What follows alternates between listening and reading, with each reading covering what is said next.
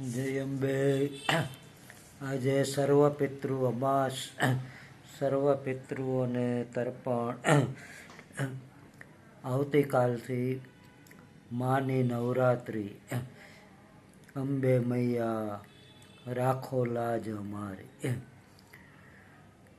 નવરાત્રિમાં દેવી ભાગવતનું ખૂબ જ મહત્ત્વ છે. યા દેવી સર્વભૂતેષુ માતૃરૂપેણ સંસ્થિતા નમસ્તસ્યે નમસ્તસ્યે નમસ્તસ્યે નમો નમઃ. 18 મહાપુરાણોમાં આ ગ્રંથની ગણના કરવી કે વિષ્ણુ ભાગવતની, એ પ્રશ્ન પર મહાન વિદ્વાન સંસ્કૃત ટીકાકાર નીલકંઠે એક વિચારણીય ઉपोद्घात લખી તેમાં તેણે ભગવતી ભાગવતના પક્ષમાં મત દર્શાવ્યું છે. એ ઉपोद्घातનું ગુજરાતી ભાષાંતર છે. વેદ, ઉપનિષદ ને દર્શનાદિ મહાન ગ્રંથોમાં ટૂંકમાં ગૂઢ સ્વરૂપે સમાયેલો તત્વપ્રદે પુરાણ ગ્રંથોમાં અનેક આખ્યાનો ઇત્યાદિ દ્વારા સરળ અને સુગમ રૂપે પ્રાપ્ત થાય છે. લાભ જેવો તેવો નથી.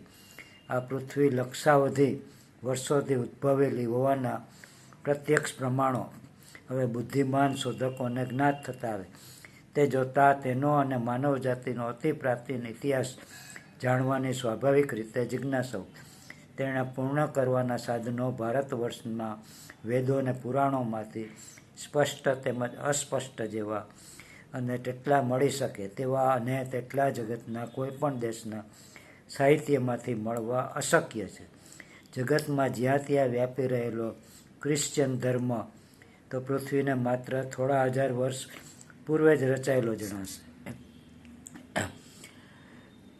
આ પ્રમાણે ખગોળ, ભૂગોળ, ભૂસ્તર, પ્રાણી પદાર્થ વિદ્યાઓના ઉપાસકો અને શોધકો માટે, મોક્ષ માર્ગના અનુગામી જિજ્ઞાસુ ભક્તજનો માટે પુરાણો એ એક ઉપકારક સાધન હોવા ઉપરાંત જગતના અનિત્ય પદાર્થોમાં નિત્ય બુદ્ધિ તથા પ્રાપ્તવ્ય બુદ્ધિપૂર્વક નિરત થઈ રહેલા વિષયો વર્ગ માટે પણ તેની ઉપકારતા ઓછી નથી.